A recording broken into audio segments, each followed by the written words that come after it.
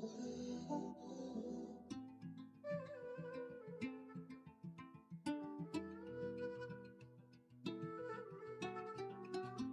it.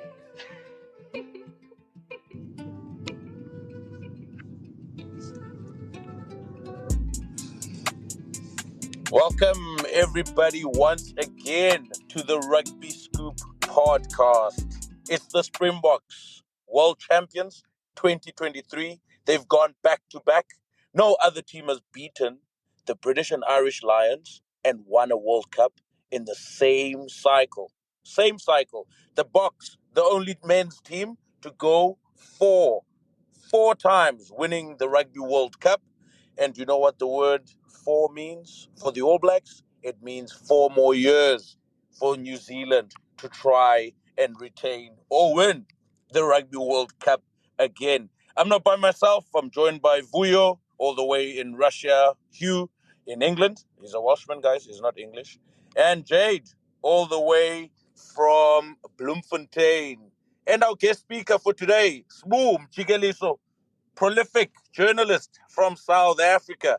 Hey, welcome, gentlemen. Vuyo, how's it going? How's the hangover? There's no hangover, mate, when you drink quality. Smooth. Welcome back. Great. Thanks, brothers. Back. Let me address a few things first and foremost. This is the most hungover I've been since 2019. And the irony is that I stopped drinking in 2020. So I don't know what got me so bad this morning. So either way, it's a good day. And secondly, I think I fall into the category of former journalist Former. now that I've changed careers. Former. Yeah, former journalist. Guys, Yeah. to our listeners, this is a live recording. I'm actually in an Uber, hey, going back to my hotel in Paris. Guys, we'll watch the game live. Hugh, how's it going? All good, mate. We're into the last 10 minutes of Dragons versus Cardiff. It's been a thriller. It's currently 6 points to 16 in favour of Cardiff. And life's good, mate. Fantastic. Jade, I hope the network is good. The All Blacks failed. And you must be feeling very, very disappointed. No, guys, listen. Tough one to swallow. Set on, obviously, like I said, I voiced my opinions earlier in the week regarding the Boks and the All Blacks and where my loyalty stand. And I said that I don't have a problem with the Boks winning. I'll be happy for them. Just the manner as being an All Black supporter, the way they threw their game away last night. Yeah, that's a little bit gutted. And obviously, being a United supporter as well, with things going on at the moment. So, so not in a good space, guys. Not in a good space. But yeah, I'm here. This is a good space on X. I almost said on Twitter. This is a good space. But nonetheless, gentlemen, let's not waste any time. Let's jump straight into it. The final was amazing. 1 point in it. 1 point. Vuyo, your thoughts? Yeah, I did change my mind in the morning on Saturday morning. When I woke up, I was like, no ways. There's no way South Africa's going to lose this one. But just my takes on it. Kudos to Peter Steph Tutoy. He had a massive one. Pretty unlucky to lose. Obviously, Sam Cane in that first few minutes with Frizzell as well. I thought the ref was a bit shaky at times, but we're not going to blame it to him. It's exactly what we discussed on Friday, actually, because the game plan was simple: keep the ball alive, keep the ball in play, let South Africa suffer. And if you notice in that first 26 minutes, South Africa was blowing because New Zealand just kept the ball infield. So I think there was probably one kick where it went into touch from New Zealand side, and that was Telea. Throughout the whole game, and South Africa obviously we're trying to get through those lineouts. And another thing that we also discussed on Friday was South Africa are going to try and and do those grabbers on the outside. And we noticed that by going out on basically playing their moves and giving those late grabbers at 13, 15, which put New Zealand under pressure. Was not impressed with both lineouts. I mean, there were times where I felt New Zealand were doing too much movement instead of taking their front ball. They were trying to do too much movement and they ended up losing those lineouts. Bongi, we discussed quite a lot, and we actually lost him in the first 5 minutes. So, yeah, so it was actually one of those games where we all knew with the tactically how they're going to go, and they actually delivered exactly what we expected. Yeah, fair enough, fair enough. We're going to break it down, gentlemen. We're going to really, really break it down, dissect it, not minute for minute, but obviously set plays, All Blacks one man down, how do they cope with it? Springboks also lost two people as well during that game, which means that they played 60 minutes with 14 men. But All Blacks, how did they cope with that? How did the Springboks cope with it? Jade, your breakdown from the from the game last night? Yeah, Vuyo was spot on in terms of what the All Blacks were trying to do. Basically trying to keep the ball in play, something they were raving about throughout the World Cup, not taking the box to the line out, trying to keep not kicking out, kicking so that the box, can try and counter, try and get an aerial battle in. But when Bongi went off, the box's line out went. And for me, that is when the adjustment had to come. And they had to actually go to the line out because Brody Retallick was having a field day off Dion for his ball. Scott Barrett were winning a lot of ball from the Africa side. Cody Taylor, I don't know why it took so long to throw the ball in. There was one line out where Scott Barrett was initially telling the box to open up the space, and when he looked in front of him, his jumper was already in the sky, and he had to lift his jumper up, and that was actually the big thing. So yeah, that was something from yesterday that I take out. Scrum battle, I don't want to go into, guys, because I feel that the scrums were taken away from the box when Bongi went off, and I also think the All Blacks did well for standing up against him. However, it wasn't really a true reflection of the box scrum because I think Bongi adds a lot to that scrum. Sorry, guys, I just got somebody shouting in the background, but yeah, go on. Okay, the little kids want daddy's attention as well. Hugh, your thoughts, and then Smooth, you'll jump on after Hugh.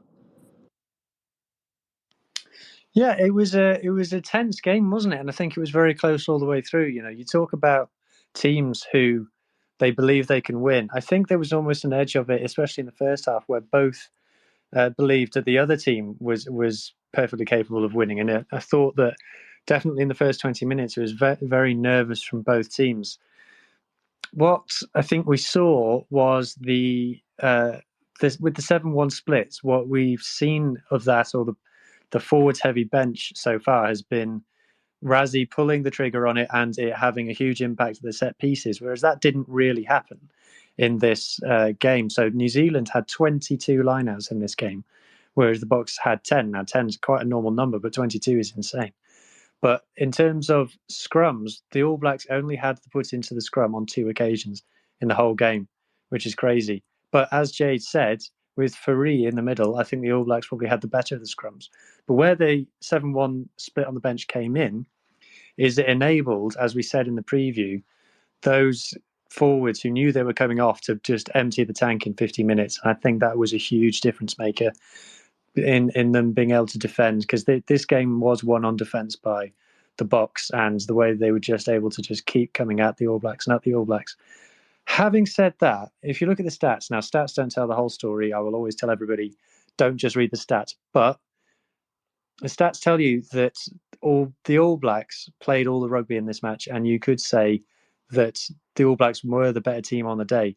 And if they'd have kicked their goals, which maybe a different goal kicker would have on the day, although I'm not going to hammer Geordie too much, they were good enough to win this game. And it just goes to show that these days at test level, there is almost nothing between these top teams. And if that game was played again, I wouldn't put it past a different result. So yeah, just a game that was just decided on the day. It was just a one-off game, really. And I'm not sad to see the Boks come out on top, even though I predicted the other way round. I'm super glad that they get their moment because I love all the players. Well said, Hugh. Smooth. Nyana wala teko. Tell me. The break. I mean, the Springboks have gone back to back. It's a massive, massive victory. It's massive for Rassi. It's massive for Jacques. It's bigger for Kolisi and what it means to South Africa. Talk to me. Yeah, guys, I think finding words to really describe what this is for South Africa is very difficult because I think, unlike the euphoria of Japan, it is difficult because Japan, I think, had more emotion, and this one, as much as it was a lot closer in the quarters, semis, and final, it had a different feeling to it. We certainly, as a country, needed it more than all the other countries because we rely on the Boks to lift the national morale. So without that emotion of 2019, you kind of, I think it's one of the it's that one that will age better with time. I think this one is the one that will go under the legacy folder where when all is said and done and we're writing and talking and debating about the greatest Springbok captains and the greatest Springbok teams of all time, we'll talk about the France victory as the seal that proved that this team, which is my opinion, that this team is the best Springbok team to ever represent us at a Rugby World Cup, and that is besides the two World Cup victories. I think as a team, as a spirit, in terms of unity, they're far and away our greatest representatives. They have been better, I think, or equal individual, man for man talents.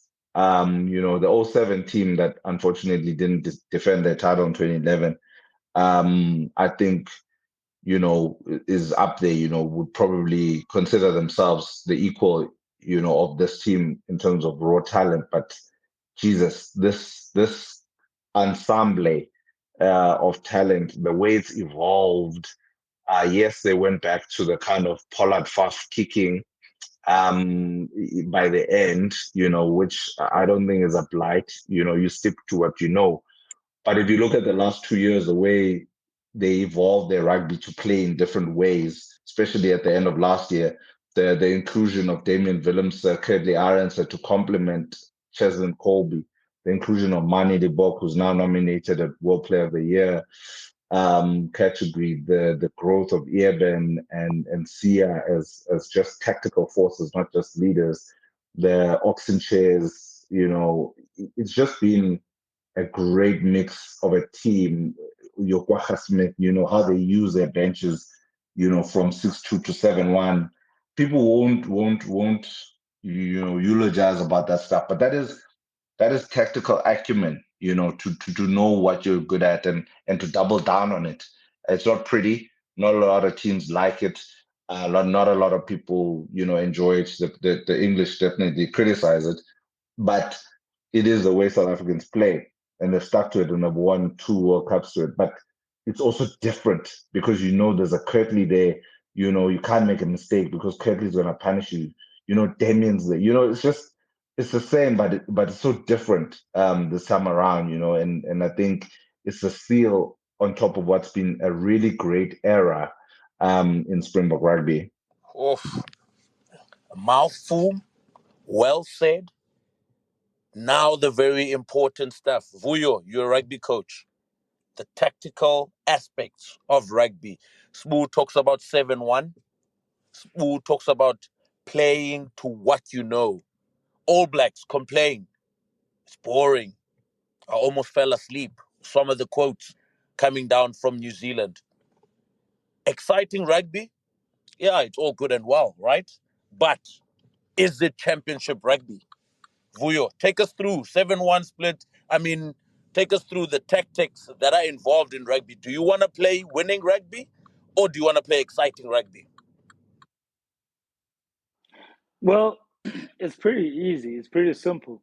You play winning rugby. That's exactly what it is. You don't play rugby that will suit the public. So with South Africa, they've accepted that they will be playing boring rugby, which some people will say, but they also accepted that they will be innovative within their rugby. I mean, we look at the tactics with New Zealand. We spoke about kicking off to the left for New Zealand so that Faf could clear over his shoulder. We saw that tactic, and we saw that the tactic actually did give New Zealand some lineouts within the South African half. South Africa, in terms of their kickoffs, they went the original deep right, not deep left. So it's one of those things where you have to also realize that this game, as Hugh said, it was won on defense.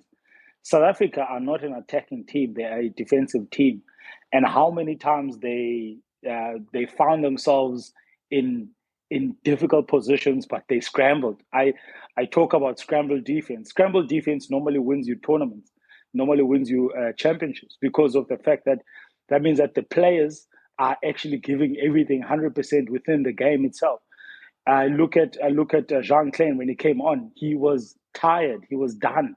But the fact that he was just fighting. When Sia came off his yellow card, he knew he needed to make a couple of tackles. One interesting fact for me from South Africa's side was the fact that they started having one shooter. I don't know if it was a plan, but one person would shoot up on defense to try and make the ball carrier make a decision. And that happened quite a lot in the game, and we saw it quite often. And that actually said something to me that they knew they were in trouble in terms of attack, but they just wanted to obviously put New Zealand under pressure, and it worked quite perfectly. So I think tactically, I would have this one.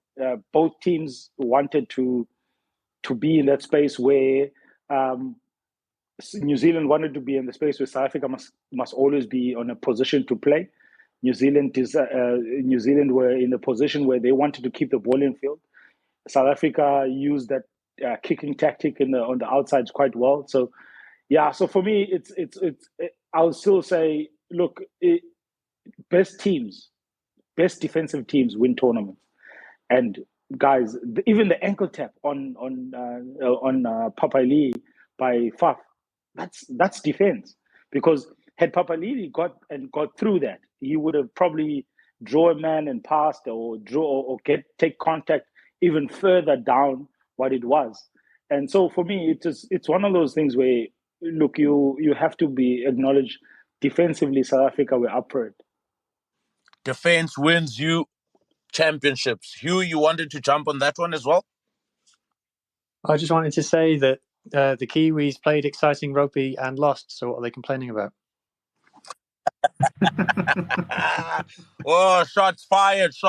I hope no one in New Zealand is listening to us currently at this point in time. Jade. JK is a regular, bro. JK is a regular. Oh, Dylan, sorry, my friend.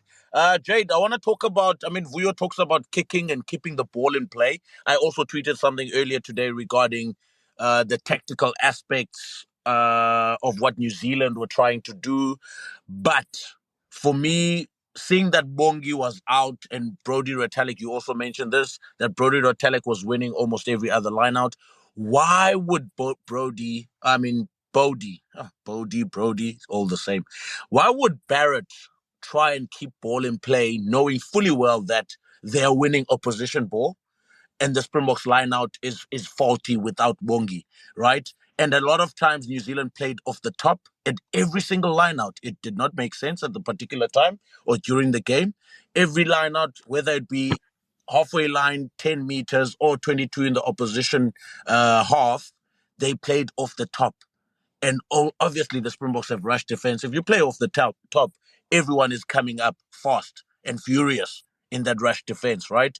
So you don't have time to play. Even Jordie Barrett got smashed in one of those elements as well from the top of the lineout. So what are your thoughts with keeping ball in play, knowing that Bongi wasn't playing, was off the field for 74 minutes of that game? Yeah, Scoop. Like I mentioned earlier, for me, I honestly, this is my honest opinion, and guys can differ. I believe that your coaching structure allows you to implement a specific game plan. Now, Erasmus and Nienaber, they implement their game plan. Every game, everybody believes and buys into this game plan. New Zealand still relies on situations and playing, the game according to their feeling. You can typically see this with the difference between Richie Mwanga in a Crusaders jersey, where Razor Robinson is somebody that he implements his game plan and his style, compared to Richie Mwanga, where he's two-minded in an All Black setup, where it's more of they rely on individual brilliance and I don't know, maybe he's not calling the shots, but I still think the game plan was not implemented correctly. I, for one, once Bonky went off, the call should have been there. There is guys on that field with over 1,300 caps in that squad. They could have made a decision and said, guys, let's go to the line. Let's take them to the lineout. Because every lineout, every second lineout, the box struggled at lineout time. Dion Fourie had a brilliant game, but unfortunately, he's not an out-and-out international hooker. He's better off as a loose forward, but he had a brilliant game nonetheless. I would have went and my tactical kicking. You had Bowden Barrett, you had Jody Barrett, Richie Mwanga, and Will Jordan, who are very good kickers of a rugby ball with Aaron Smith. Easily. Play the territorial game, take them to the lineout. Even the exit play, was shocking, kicking the ball straight into Chisholm Kobe's hands a few times. I still can't believe that a team with this experience didn't see this, and we all saw this on TV. The other thing that I wanted to mention regarding Vuyo's comment on the box and the defense, it's evident that defenses wins World Cups. I mean, the box's scramble defense was brilliant, and I still get nightmares if you think of Rico Ayani yesterday sprinting for the try line with the ball in the wrong hand. I mean, do you blame a coach for that, or or is it something that is it big match temperament, or is it a guy's not? I still can't get it. The ball in the wrong hand, can't get the fend of Curtly Adams to defend him. Sam Cane, I have to touch on this because it's a topic I want to bring up. In the Super Rugby final, Sam Cane got a yellow card in the last 5 minutes, cost the Chiefs the game. Yesterday, a red card in the 27th minute, arguably cost New Zealand the game, cost the final. That experience coming from your captain. I've got a stat earlier today. Sam Cane got 5 cards this season. That's inexcusable from a captain, from an All Black captain. I mean, I think that was the first time I've seen Kolisi off the field with a yellow card. I'm not sure I'm mistaken or not. But simple things like that. The All Blacks discipline and the leadership group with their decision making on the field yesterday, inability to adjust, cost him that game yesterday. Oof. Well said. I think Smoo is hot on your heels, Jade. Smoo, you wanted to also jump in on this? Yeah, look, I think Jade's got very good points. But before he had spoken, I just wanted to chime in on just the lineout specifically. I think both teams overanalyzed the lineouts, and there were 2 things that happened that kind of threw everyone off. Obviously, the Bongi injury after 2 minutes, and the Sam Cane yellow.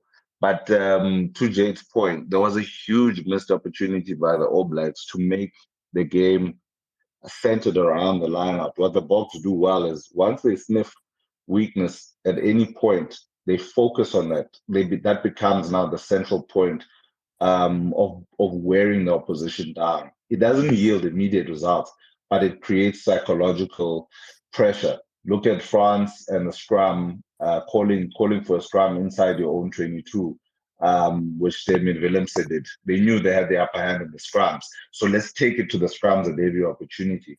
So the All Blacks missed that opportunity to take it to the lineup. In fact, when they were, just to relate to the Sam Cane point, is that I think they would have had a greater chance to do that if Sam Cane was on the field, because obviously he can, poach and disrupt in the lineup, almost like Adi Tavia. So there were shorter numbers a bit in the lineup. But when they chose to bring in Dalton Papali'i for Brody Retallick in the 70th minute. I thought that was a mistake. I would have actually, had Sam Whitelock, Scott Barrett, and Brody, one of them playing, as maybe the number 6 that wasn't really a number 6, maybe in place of Shannon Frizzell, just to have as many people competing in the lineup as possible, make it a nightmare for the Springboks. There was a point where they even stopped competing, where the All Blacks stopped competing against Dion Fourie's throw. And I'm like, have they given up? Like they were, I think the Boks had lost 3 lineouts, and then suddenly they just let the Boks have their own lineouts back. I mean, the Springboks would never, ever allow you to have one scrum, and I thought the All Blacks really missed an opportunity there to psychologically defeat the Boks, and it might not be yielded immediate results. I would have kicked everything out. Make sure there's a line out. But then the problem was on the New Zealand lineup, the Boks were also competing, so they're also giving the All Blacks something to think about. So there was a bit of cancelling out in that over-analysis of the two teams. So that was just my point, was that these guys had focused so much on the lineup that the basic tactics were lost in the over-analysis. Fair. There could be an element of over-analyzing the situation. But watching it, guys, from a live perspective, Jade basically going into the All Blacks. Vuya, I'll let you jump in just now.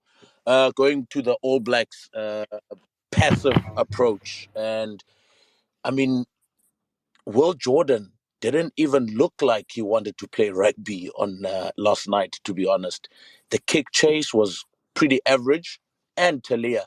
They wanted to kick the ball, but they were really not compete. I don't even remember if they even competed in one of those kick chase elements in what they wanted to employ during the game. Mo'unga got hit a few times. I think he got hit by Etzebeth, he got hit by Dwayne, and his confidence was completely out of that game. And going into Smooth's point that Springboks basically target the weak areas of your game, and then once they've seen that there's weaknesses, they continue building on those weaknesses, putting pressure on those weaknesses, like Mo'unga pretty much did not exist in that game. Jordie Barrett pretty much also did not exist in that game. I mean, Rico Ioane, besides that almost try where he holds the ball in the wrong hand, pretty much also pretty quiet, to be honest. I mean, the backs were evenly matched. The forwards were not evenly matched. But obviously, even when Colby went off, you would think that the All Blacks would have had a numerical advantage, but they could not execute anything from that numerical advantage. Vuyo, jump in. Yeah, what I wanted to comment on was what Usbu just talked about in terms of the lineup. Guys, if you look at Etzebeth's competing, he had a front lifter, no back lifter within the competing. And that's what I didn't understand about New Zealand. Why they didn't just go with their front ball. They could mold from front ball. Yes, it's difficult molding from front ball, but they could have done it because it's an easy ball. They were doing so many movements. And that's why, these are kind of tactics that Wasbu was mentioning in terms of, guys, who is the leadership within this team? Who is stepping up to say, guys, this guy has got a front lifter. So which means when you have a front lifter, you're not going to get as high as you should. So why aren't you taking your easiest ball? Why are you doing so many movements? And even those movements are allowing South Africa now to compete properly. So it's actually quite crazy how, as Smooth mentioned, they actually, I think they lost it in the leadership role. Jade, you put your hand up. Yeah. Fuyo, I agree with you there. And I think the overemphasis came on New Zealand, trying to get tailball, trying to get Frizzell up in the tailball. And that's how they believe they get the rush defense out, getting tailball, playing quick from Nagy onto 10. They do believe that if you're getting front ball, it allows your defense to creep up a little more, gives them off a second or a second, more to eat up to you, so the pressure's more on. I think there's an overemphasis on getting that tail ball, and they really stuck to it. They went a few times to the back, whether it was Scott Barrett or Shannon Frizzell at the back, trying to get them working that tail ball. that was their go-to move this whole World Cup. They've been successful with it. And I think, like you said, when it didn't work a few times, they should have just readjusted. Leadership should have stepped in. But at that time, I mean, Sam Cane was off the field, who was the leader. I think in the second half, it went a little bit better when Sam Whitelock came on because he took control of it. But yeah, in the first half, that's basically the problem, has been the emphasis on getting tail ball and getting the ball quickly out to the backs. Jade? I mean, not Jade, sorry. Hugh, on the numbers aspect during this game, obviously, I looked at the territorial advantage, possession, playing too much rugby. I mean, yeah, we spoke about excitement and everything, but exciting rugby versus, inverted commas, boring rugby, which is quite defensive. Looking at the numbers, I mean, yeah, are the numbers telling a real story of what happened from an eye test point of view? Are the numbers really telling a true story on what transpired on that field? Because the scoreboard is 11-12, really, to be honest. And it doesn't look like there was too much happening from a scoreboard side of things. The whole game was pretty much played between the both 22s. Not too many teams had too many entrances in each other's 22s. And obviously, every team that got a penalty, they just wanted to kick it for poles. Your thoughts on the stats element of this game and from a watching perspective? Yeah, obviously in the second half, the All Blacks had that extended period down in the in the Springboks 22, and I can't really remember a big opportunity that the Boks had to score a try off the top of my head. So I think that the All Blacks definitely did the more attacking. I mean, don't forget that the All Blacks scored a try in this game, and the Springboks didn't. And I think there's a case to say that in the whole year, including the Rugby Championship and up until now, the All Blacks defence has been the best in the world. But yeah, in terms of the stats, there's, like I said earlier, the stats do suggest that the All Blacks potentially had the better of the game. And like I said, with the missed kicks at goal, I think if they had gone over, I don't think the Springboks could have complained very much that they were the better team and lost. But you know what? That's not how cup rugby works. That's not how elite sport works. You have to take your opportunities. In terms of eye test, I don't think either team was comfortable. For all we can say how amazing the Springbok defence was and their intensity and everything, I don't think they were ever totally comfortable in defence. I think the All Blacks really, really tested them, and that's what makes it so impressive that the Springboks managed to come out with the win. Vickers, backline aspects, both teams. I mean, who do you think, played better between the two backlines? Yeah, I would unfortunately have to say South Africa at this point, because South Africa actually breached the defense of New Zealand quite a couple of times. Obviously, from scrum, we knew that Jordie Barrett was in the scrum at flank, so they had an extra number which South Africa used quite well. I even said at some stage, "Well done, Sticky, for going wide." I think I would have to say South Africa because I honestly think New Zealand tried. They tried to go wide off a line out, and I didn't understand that, because how do you go off a line out when you know that these guys are putting an extra number within the backline? I honestly didn't understand how they were trying to go wide. I could see that, yes, they know that the midfield is going to rush. They could beat the rush and go around. I mean, that still doesn't make sense to me. And if you look at even Moanga when they scored their try, Moanga went. I think it was, if I'm not mistaken, it was a denied try or not. But yeah, it was a denied try when Moanga had to basically take the ball on the drift on one of the wingers, and then he got on the outside, and then he goose stepped Dialende, and then he went on the outside.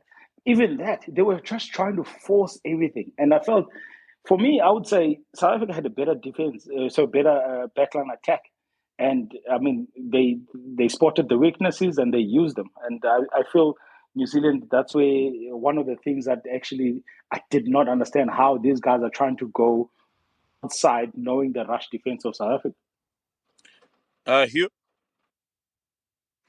Far be it from me to undermine Coach V, who is very wise, but the All Blacks did have more line breaks than the Springboks.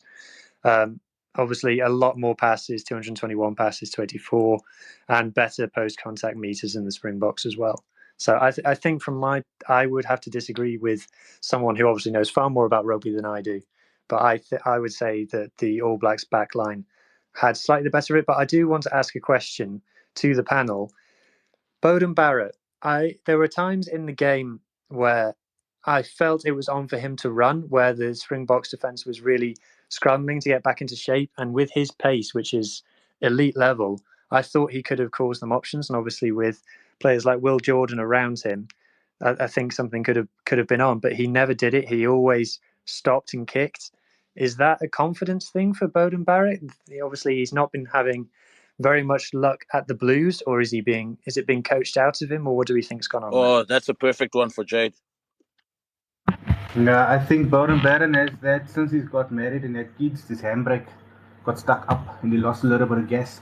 I don't think he has that explosive gas anymore, guys. I think at that 5 to 10 meter acceleration, I think it's as he's losing it as he comes to the end of his career, because there's a few times when I saw Bodie, take a ball on the gap, but he doesn't have that gas anymore that he had. I think the handbrake is up there. I do honestly think that if Bodie wants to see a future in the All Black team, he needs to just focus solely and surely on 10. I don't think fullback, he offers anything attackingly like he would at 10. Should they have brought DMAC on earlier? Oh yes, when DMAC came on in that last cameo, the All Blacks looked a little bit more fluent. They looked a little bit more fluent. The thing that I like of David McKenzie is against the rush defense, he takes the ball against the line, so he has that. They call it in New Zealand. He's similar to a rugby league first 5 standoff, so he's similar to that. I like David McKenzie in that aspect. I wouldn't have started him. I do believe Mwanga is the better 10. He just had an off day, but when David McKenzie came on, he looked much more smooth at 10. I was also thinking at the time, maybe move David McKenzie to fullback, because Bowden wasn't even catching a lot of eyeballs, was losing the aerial contest as well. So yeah, definitely they should have brought DMAC on earlier. Sorry guys, just on what Hugh was talking about, I fully agree, Hugh, in terms of open play. But if you look at, I was merely just focusing on set piece. And I think that's where I was targeting, because for me, we only see the South African backs through set piece, because we never see them within the game itself. So that's why I mentioned that South Africa was a better team on the set piece other than New Zealand. Careful, Hugh. Careful, Hugh. Gentlemen, now I want us to focus on the coaching staff of both teams. We'll start off with the Springboks. Smooth, I want you to start to kick us off on this one. Looking at every individual, okay, not all of them, but a few individuals who could have been very inspiring for each of these teams. From a South African perspective, obviously, Rassie, we don't know where he's going after this, or if he's still staying. We know Nienaber's leaving, but there are other people within this coaching group that are still available. I mean, yeah, what is the next step for South Africa going forward? And obviously, how influential were these people in the cycle? Looking at where and how it started after 2019, winning the World Cup, and then we had COVID. There were big challenges. South Africa didn't play a lot of rugby. They had the BNI Lions tour, empty stadiums. There was obviously the Netflix special in that BNI tour from Rassie Erasmus, 60-minute. A lot of things have happened in the cycle, right? And to come out of all of these, what I don't want to call it adversity, but all these challenges as the Springboks to actually win the World Cup. I mean, the influence of the coaching staff, how big is it? And obviously, who are the key people within this coaching staff? Look, I think the Springbok coaching team mirrors the team itself on the field. I think for the first time ever, I've watched, the team and the technical team being a direct translation to the actual team. few people realize it, but there's so many women in the backroom staff. It used to just be Annalie Murray, who was a PR and sponsorship manager. She's retired now, but now, physio, like all across the team, there's specialists in the field as women. It's a diverse group. There's a few internationals there as well. Your Felix Joneses was joining England at the end of the World Cup. So I think as a group, they pull skills from all sorts. But the best thing that they did, and we don't often credit administrators here, but SA Rugby giving, Rassie Rasmus, that director of rugby role that, let's be honest, didn't really exist before Rassie. It might have had other shapes and forms, your high performance manager, and it wasn't really someone who was in charge of how South African rugby shaped and formed, whether it's women's rugby, whether it's sevens, all sorts. There wasn't a position like that before, and was centered. So when they got Rassie to do that, sure, he does a lot of coaching and he can't help himself. But they also gave him the tools. They didn't just give him the position; they gave him the tools, which was not what Alistair Coetzee had, which is not what Mayer had. It's definitely not what Peter de Villiers had, and we can go on and on and on. So I think the removal of a lot of egos and saying that, okay, Rassie, you ran the rugby show. It got a lot of people behind Rassie, behind rugby. The other thing is Rassie, when he started in 2018, he was going to see sponsors himself, begging sponsors to get behind South African rugby. That shows you that he's a leader beyond. And yes, the side shows, the videos have made it tougher for themselves than it should have been.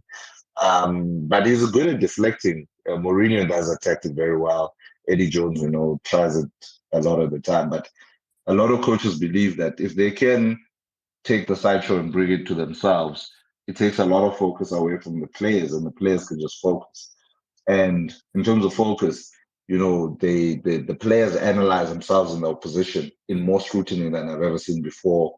The day after game, the analysis sessions no longer just going to a team room, hearing from the team analyst, and then going to bed and doing your own thing, getting on your phone. Now everyone has a laptop with their clips, the team's clips, and their opponent clips to analyze and to bring to the meeting their own notes, whether it relates to your position or your department, whether you're in the second row or the forwards, or relates to the opposition. You need to come with some sort of feedback. Guys like Omar Gazwale, who be shy, who not used to speaking out, might have a language barrier, forced to come out of their shell for the good of the team and themselves to grow as thinking beings. We heard in the week that Kobus Reinach and Manny Libok, yanked after 27 minutes last week, played a pivotal role in acting as Aaron Smith and Richard Muonga in training. That's important stuff. We used to hear about Elton Yankees being one of the best analysts in the team, identifying weaknesses in his teammates. And a lot of guys credited him for the World Cup win in 2019 for what he did in the background. So for me, I could go on about the team doctors, Jerome Mabanye, incredible professional. He was under pressure a lot of times from Rassie to play players who were half fit and whatnot. And he's had to tell Rassie, no, Rassie, these guys aren't fit. Speak to a process of playing guys that are fit on a Monday. Cheslin being one ahead of the semi-final in 2019 against Wales. Taking Boni Mbonambi off when he suffered concussion in the World Cup final. Bongi wanted to get back on and was pretty forceful about it and said, no, Bongi, you're out. And they had a long conversation, if you saw last night, about his knee, and it felt bad. And begrudgingly, Bongi had to walk off. It's a hard position if you're the team doctor and this is your only hooker in the team. And now you have to take him off for medical reasons. So those guys deserve a lot of credit. I can really go on about the technical team, but I won't. But I have to say that one of the best things was getting Rassie. Jacques Nienaber, whose place as well, is probably only going to be appreciated once he's left. He probably needed this win more than anybody else, just to establish himself as a head coach. But he'll probably be credited more for what he does at Leinster than living under the shadow of Rassie Erasmus. But this is no slight on him. He did brilliant. He's done brilliantly as part of this team. He is the head coach that should take credit as a person who has taken South Africa to the 2023 Rugby World Cup. Oh, well said, Smooth. Well said, Vickers. I see that you're hot on Smooth's heels here. You want to jump in very quickly as well? Yeah, just a short one. Just obviously to commend Rassie for taking that role as a director. There was never a director of rugby till 2012 when Rassie came in as the first director of rugby from the Stormers Western Province setup. And when he got in, he literally had already ironed out exactly what he wanted, how the setup to go. He had a couple of managers to manage the certain codes, which is women's code, sevens code, and 15s.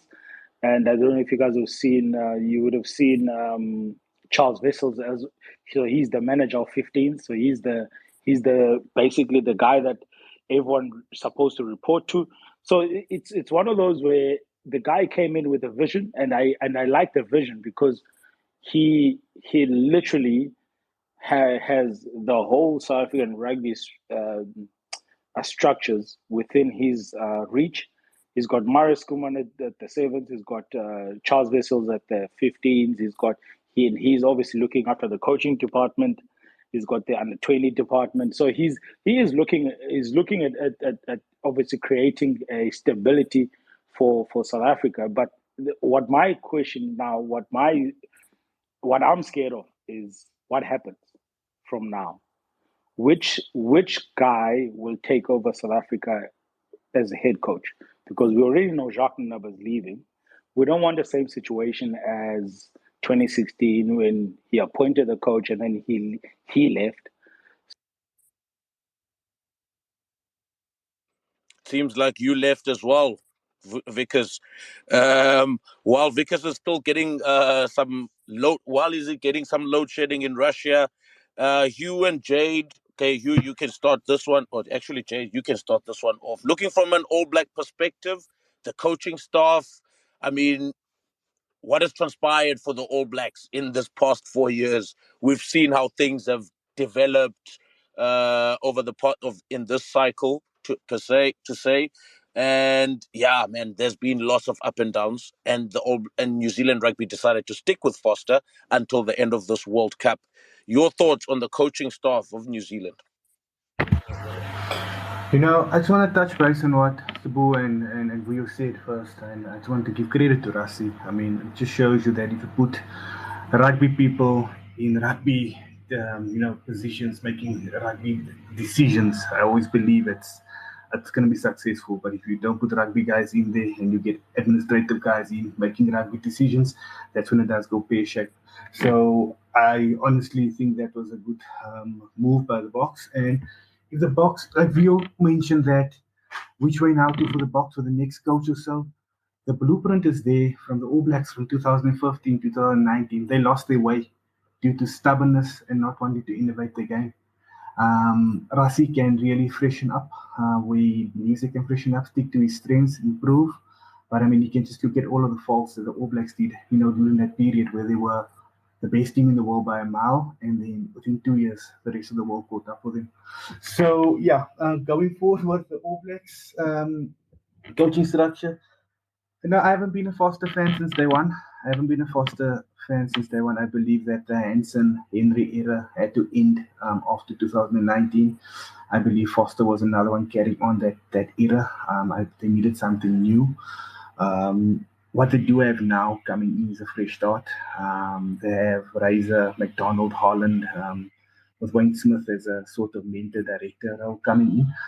It's not going to be perfect. There's a lot of stalwarts leaving.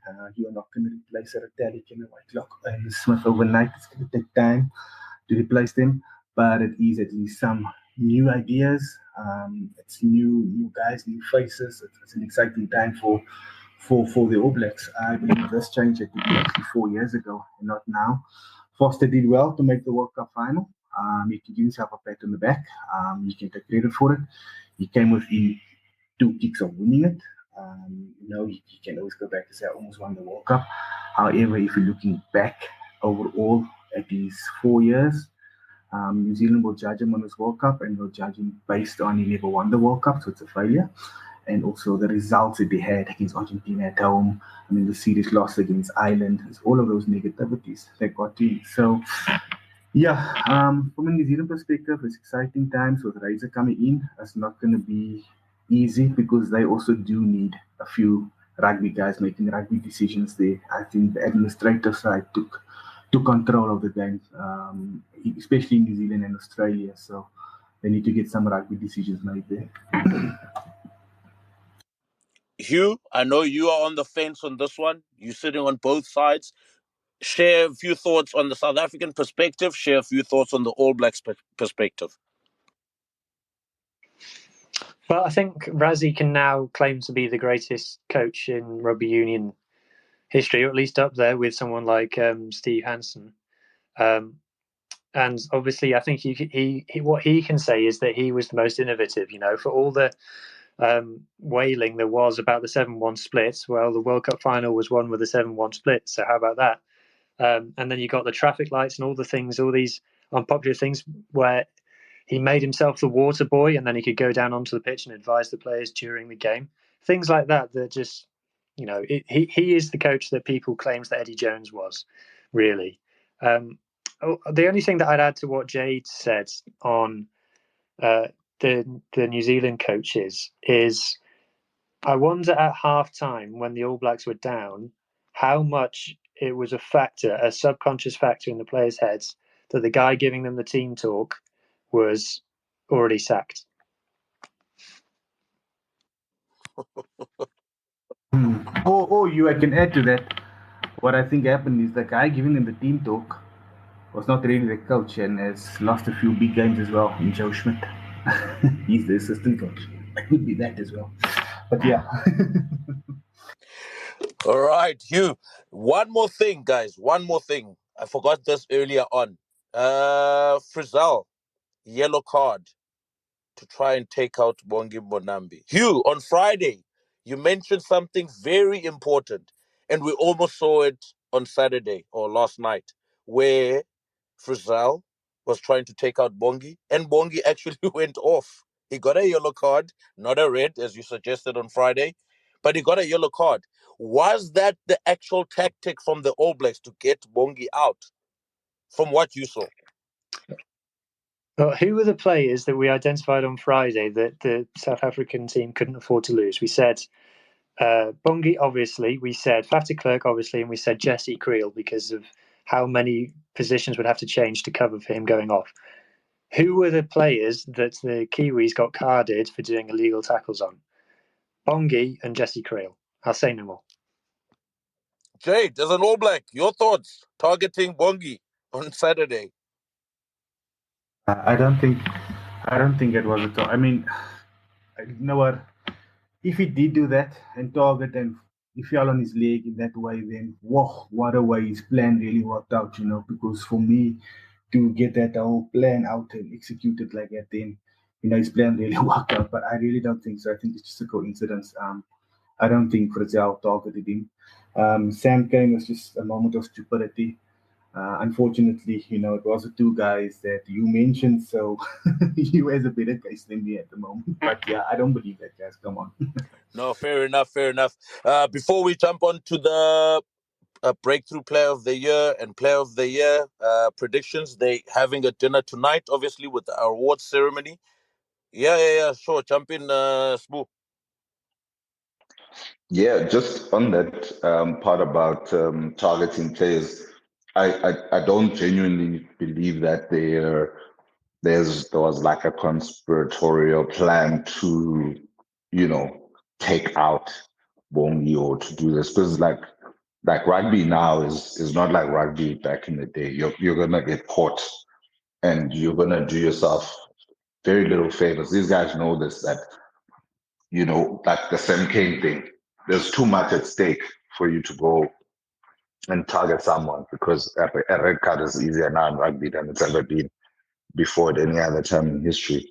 But I do feel like this is the most emotional New Zealand team I've ever seen play. Like, if you look at the warm-up game the ill discipline in the New Zealand team. Like New Zealand, they're known for their composure, and the Springboks are known for losing their heads with the Bakizis in the past and all that, right?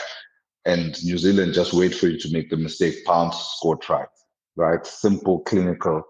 But this, I don't know what's happened in the New Zealand fabric, but this has become like, especially when they play the box, there's such an emotion attached to the way they play, in that they forget how clinical they can be or how clinical they are.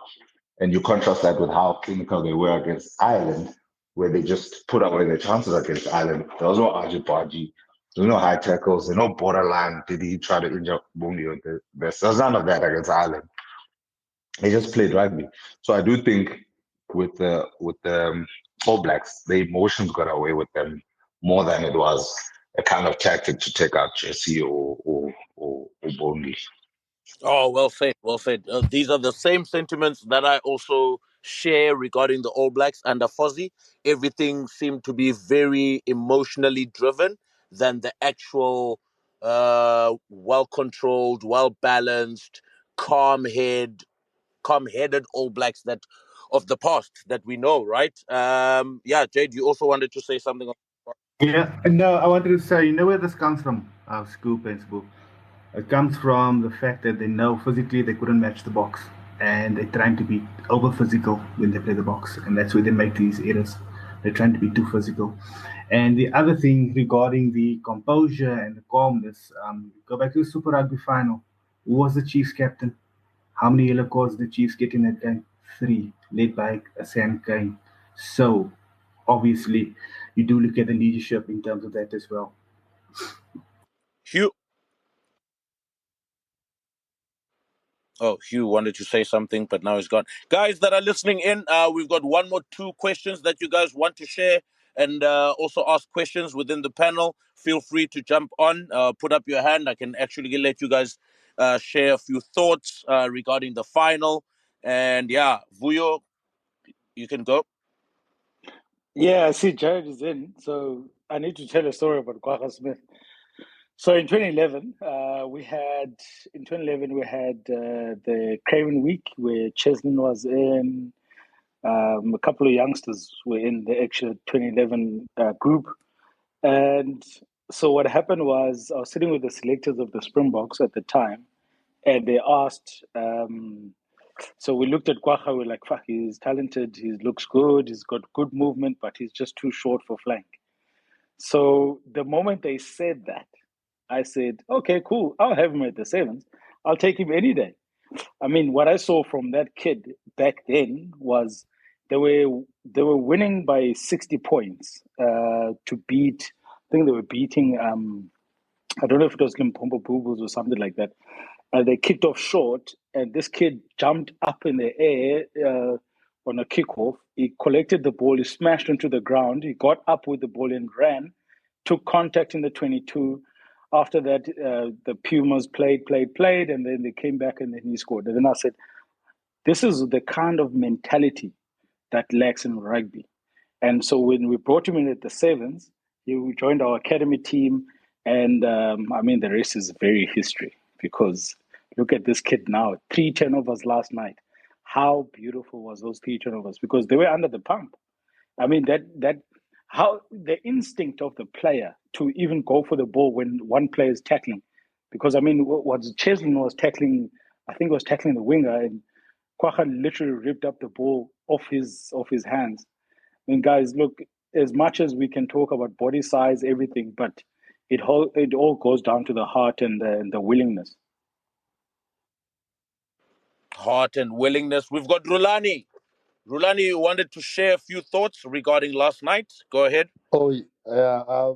I think I was just speaking to the sentiments regarding how the All Blacks are basically losing composure, like in big moments. I think it's they feel like they're playing an opposition that's actually in their face and with such sheer aggression. You know, I mean, I think the Springboks mentality is that you'll know how we play, you must know who's going to be there. Now you must try and stop us, you know. And I think it's because that's what the All Blacks aren't used to a team being in their faces like that, you know, because you could actually see that the pressure was coming in from the forwards, and I think that's why, like, other than orthodox teams, they really can't have a plan for us because they really don't know what to do with our forwards. I was thinking back at the test match we played at Mount Smart, and how they actually say, you know what, we're not gonna try and take them on with their game, or we're not gonna try and allow them to frustrate us, but we're gonna try and blitz them, which worked very well, because they really had us under the pump. And once the All Blacks have you under the pump, I mean, we were in trouble. But I think when they saw that there's this issue of the 7-1 split, they started playing in the mind a bit when they realized they're gonna come back again with this full force forward domination gameplay. And with regarding the Bongi issue, I don't think any team can outrightly say they target someone, but you have to give them the consideration. Like, how we against Scotland said, no matter what happens, you have to tackle Finn Russell. Whether he pauses, whether he kicks, whether he does anything, because it starts to be a hindrance. So that's how you try and get someone out of the game. So I think they knew that they wanted to put Boeing under the pump because they knew that we didn't have a outright hooker. I mean, Dion Fourie is a hooker, but I mean, we all know that he converted. So I think they just wanted to cave Boeing under pressure so that it could be more interesting. I think I was listening to the Rugby Pass interviews, and they were saying that when they saw Bongi got injured, they were like, it might get interesting. So I think it wasn't a plan to get him injured or something, but I think it was to get him under the pump. You can see that if this guy's out, there's too many pieces of the puzzle that have to be moved. Um, but yeah, it was a great game at all. I'm happy for the outcome. Cheslin Colby had a great game actually defensively. The wingers really didn't have to do much, but I'm glad that our defensive principles came through for us. And yeah, I mean, it's what a time to be a South African rugby supporter, man. I mean, when you think about 2017, I was looking back at 2017 and how we Rassie and Jack came from Munster when they were doing so well, and they said, "Hey, man, we can't leave our country." So, I mean, it's just we are lucky, man, because we've been through a lot, and I'm glad that I never gave up on the boys. So yesterday was just a reminder that we really did come from a long way. And yeah, I mean, long live the Springboks, man, long live the green and gold. Long live the Springboks. Smooth. Where to next for the Springboks? Who is next in line after Jacques Nienaber? I think the Raf Naba era ended in the best possible way. But I think the sensible thing to do is to start a Ras stick era from here on, and then hand over the reins properly to Stick in 2025 as head coach, and then I think he should have a 6-year contract to factor in the 2 years to 2027 plus the 4 years to 2031, which I believe is in the US if that's been confirmed by World Rugby. Just to, I mean, Stick is young enough, experienced enough, won 2 World Cups. That's the horse I would back. And I would keep the group together. They've already renewed Stick and Dion David's contracts to 2027, I believe. So already they've shown that they're backing these 2 horses. It will be very difficult to bring in a new head coach because then they would have to come and put in their philosophy on Stick and Dion Davids with Russell Rasmus still there for at least 2 years as director of rugby. So that would be too big of a change. And I know some people do feel that some freshness is needed, but you're still going to get freshness. You still need a defense coach, to replace Jacques Nienaber. You can still get specialist coaches. Felix Jones, like I said, is going to England at the end of this World Cup. There are specialists everywhere that are, you'd have to replace Stick's position, as a skills coach with someone. So that allows you to bring in fresh ideas. So there's not a lot that I would say in terms needs to be changed. But here's what I'll give you in terms of a big punt. how's Damian Willems for next Springbok captain after Kolisi? So I'll leave you with that thought.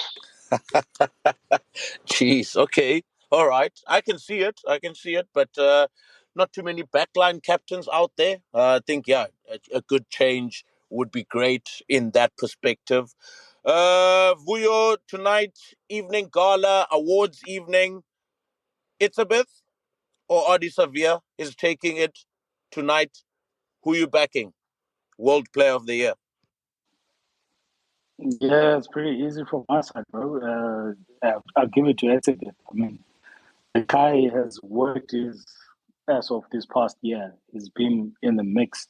I mean, if we look at the 4 years, actually, not even this year, but if you look at the 4 years completely, I'm not saying that Sevilla has been bad, but I'm just talking merely because of South Africa won the World Cup. Etzebeth had a massive quarterfinal to get them there. So for me, I would definitely go Etzebeth. Jade? Yeah, guys, for me, I'm a big Etzebeth fan. Actually a big Bandi Aki fan as well. But I think Audi for me tops it because overall, in terms of the whole season, Etzebeth hasn't really played a lot of rugby for the Sharks. If we're looking at the whole season, although it is judged on the World Cup, I know. Why I would give it to Audi is because you look at the work he did with the Canes during the Super Rugby season. And also, it's not like Audi had a quiet World Cup as well. I mean, he had a lot of line breaks. He had a brilliant game against Ireland. That's how I would give it to him. But yeah, I think it would go its best way, but my choice would be Audi. Maybe we could see a Terry Dusatois situation from 2011 where the All Blacks won and then Dusatois got Player of the Year. So maybe something like that could happen. Interesting thoughts there, gentlemen. Smooth, yours. Who is your pick for tonight's World Player of the Year? Now, clear in a way. Eben Etzebeth, he would have been my pick last year as well. But he had a sensational year last year for the Springboks. Played every test bar one, I think the one in no, not the one in Bloemfontein. It came off the bench against Italy, I think, last year. But on this year's account, yes, he hasn't played much for the Sharks. But when he does play, it's a different Sharks team altogether. Like, it's a completely different change. Just him, his presence himself. This World Cup, I mean, there's not much I can say about him in this World Cup. He's been sensational for the last 3-4 years, like Vic said. Yeah, but far and away from me. Fair enough, gentlemen. Thank you very much, Smooth Chigeliso, Nyana Wolaseko. Thank you very much, Vickers, all the way from Russia. Thank you very much, Jade. Thank you very much to our listeners, guys. We're gonna set this up on our Spotify. You can find it on Apple Pod as well. I'll share the link on my timeline. But thank you very much for joining us tonight, and congratulations to the Springboks once again. All Blacks, 4 more years, lads. 4 more years. And enjoy your evening, everybody. Good night. Cheers, guys. Thanks, everybody.